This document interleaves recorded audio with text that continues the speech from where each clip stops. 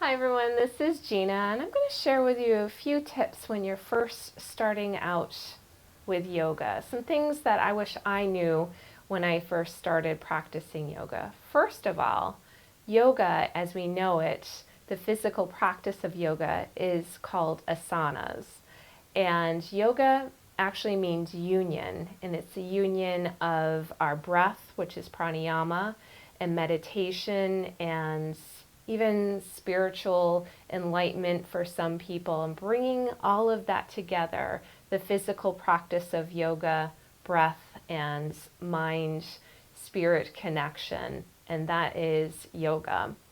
And there's many different types and styles of yoga. So when you're looking into taking a class maybe at a studio, you might hear words like Kundalini or Vinyasa. So finding a class that might be fitting for you and what you're looking to get out of a yoga class.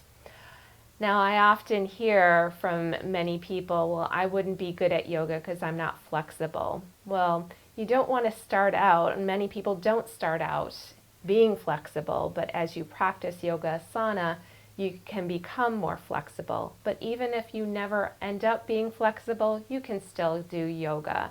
There's many props and adjustments in practicing yoga asana. If you're not sure what type is good for you, a lot of studios offer free classes to first-timers or even beginner workshops.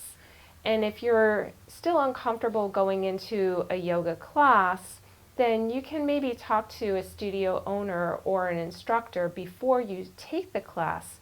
Tell them what you're looking for, or maybe some injuries or limitations you have, and they can help direct you into maybe a class that's right for you, or even private classes to begin with.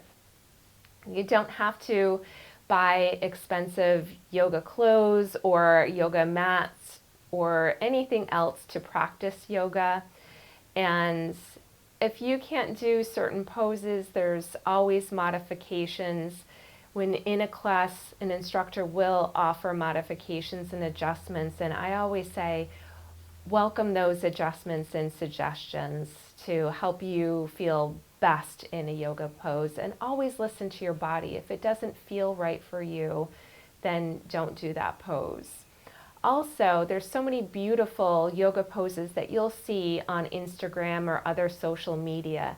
Don't expect to look like those people. You just practice your practice and don't think about, well, I'll never do a headstand or a handstand. That's okay.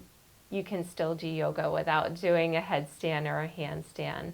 And lastly, you'll often hear at the end of class an instructor say namaste as they end the class.